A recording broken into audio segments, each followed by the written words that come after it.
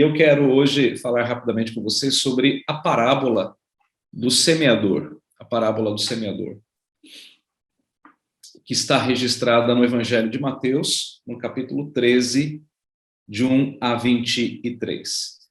Eu não vou aqui fazer nenhuma introdução exegética, porque não é um assunto desconhecido de vocês, mas apenas para lembrar que as parábolas eram um recurso pedagógico do Senhor para instruir o povo. Então, Jesus, ele usava de elementos da natureza, elementos que as pessoas conheciam, como o sal, como as construções, como a agricultura, o vinho e outras coisas mais, para ilustrar verdades espirituais.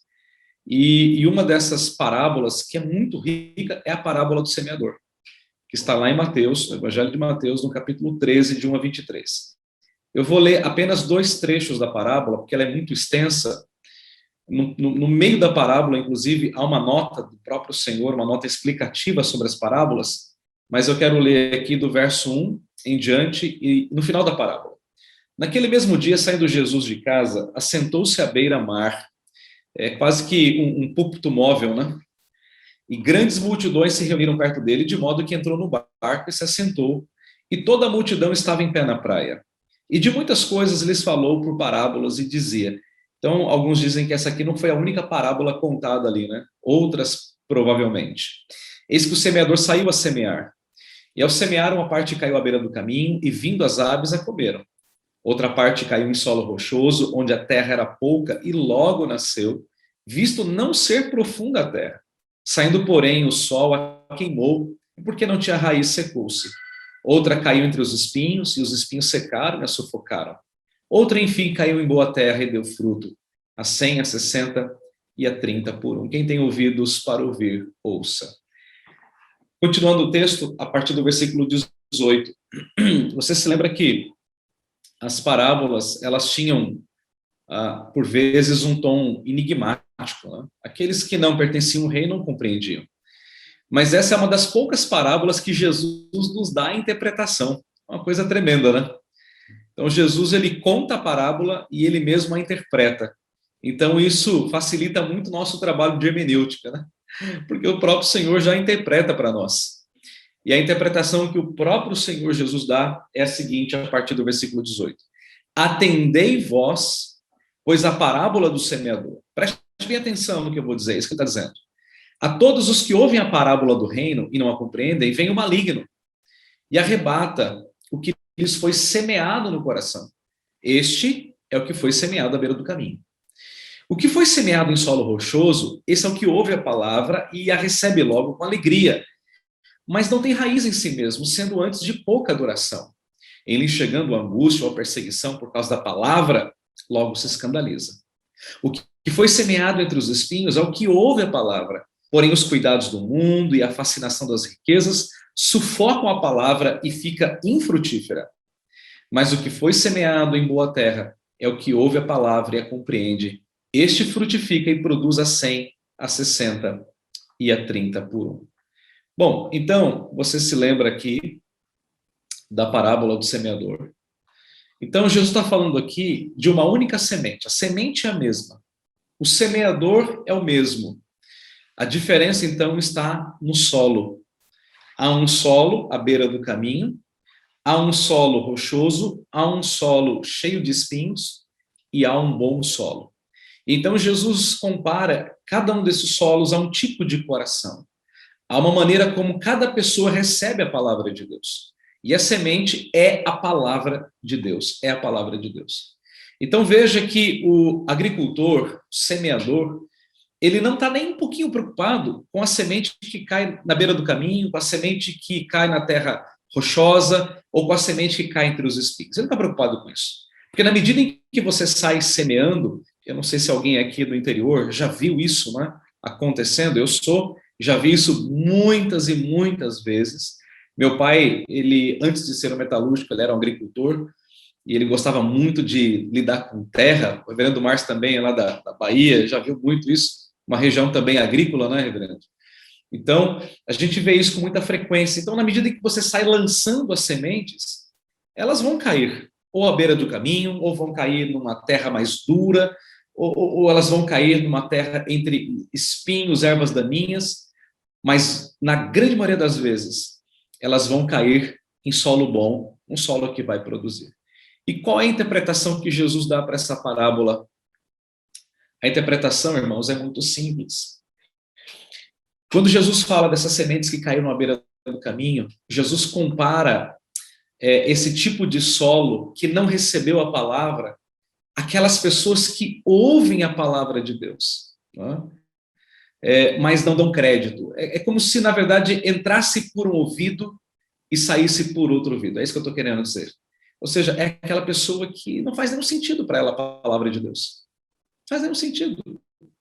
E a gente vai ver pessoas assim, dezenas de pessoas assim na igreja, irmãos, dezenas de pessoas assim. Você vai pregar domingo após domingo, domingo após domingo, mas aquela palavra vai entrar por ouvido, vai sair por... Você fala, mas meu Deus, será que ela não entende? Não, não faz sentido para ela. Não faz sentido para ela. Ela está como que alheia àquela verdade espiritual. É o que Paulo fala, né? Que a palavra de Deus, ela se discerne pelo Espírito. A pessoa que não tem o Espírito, ela nunca vai discernir a palavra. Mas você continua semeando, domingo após domingo, domingo após domingo.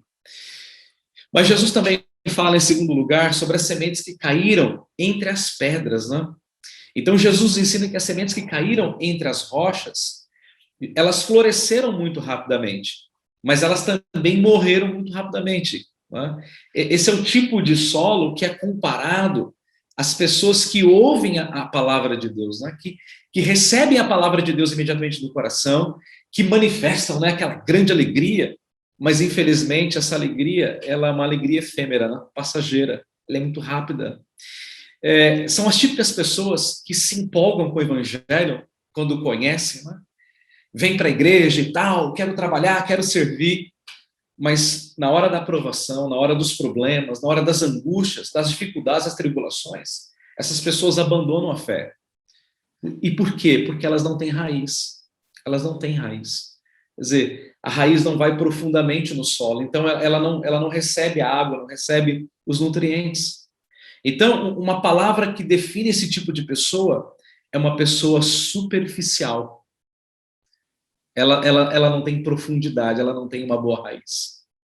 Irmãos, está cheio de gente assim na igreja. Está cheio de gente assim. Que ouve, que se encanta no primeiro momento, mas aquilo, do mesmo jeito que vem, vai. Sabe como é que é? É uma coisa assim muito rápida, muito passageira.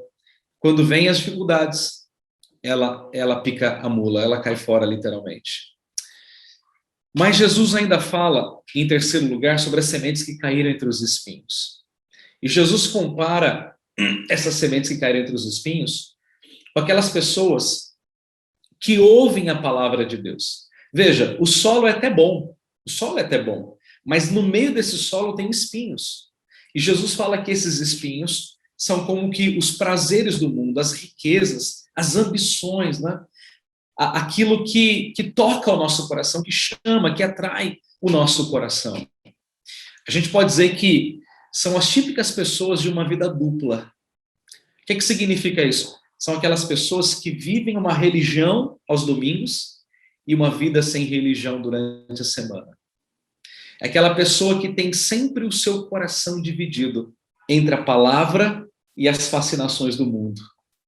Ela nunca sabe exatamente o que ela quer. Uma hora ela acha que é crente, outra hora ela acha que não é crente. Domingo ela vai para a igreja, ela canta, ela ora, ela ouve a palavra, mas na segunda-feira ela não faz nada daquilo. Ela está fascinada pelas coisas do mundo. E a igreja está cheia de gente assim, de pessoas. Como o Tiago falou, sabe aquela mente dividida? O homem de ânimo dobre, é isso que o Tiago está dizendo. É uma pessoa com a mente dividida. O coração dele vai estar sempre dividido entre Deus e as coisas desse mundo. Mas, por fim, Jesus fala daquelas sementes que caíram numa terra boa. Né? E Jesus fala que essas pessoas, né, esse tipo de solo que recebeu a semente, são aquelas pessoas que ouvem a palavra, que compreendem a palavra e que frutificam com perseverança, né? São as pessoas que guardam a palavra de Deus no seu coração. Como diz o Salmo 119, né? Guardo no coração as tuas palavras para não pecar contra ti. E ainda que venham as provações, os sofrimentos, elas permanecem firmes. Por quê? Porque elas estão enraizadas em Cristo. E quando elas estão enraizadas em Cristo, elas recebem todo o alimento necessário para a sua vida espiritual. Essas pessoas não se deixam levar, irmãos, por qualquer vento de doutrina. Eu me lembro daquela oração que Paulo faz no capítulo 2 da sua carta aos Colossenses. Paulo diz assim: assim como recebestes a Cristo, andai nele. Aí ele diz: enraizados, alicerçados e confirmados em Cristo Jesus. Isso é tremendo, irmãos. Aquele que ouve a palavra e que guarda a palavra no coração, ele certamente vai produzir muitos e muitos frutos para a glória de Deus. Eu queria encerrar essa pequena reflexão pensando em algumas coisas importantes. A mesma palavra que você prega é a mesma palavra que você deve ouvir. Nunca se esqueça disso. Nunca.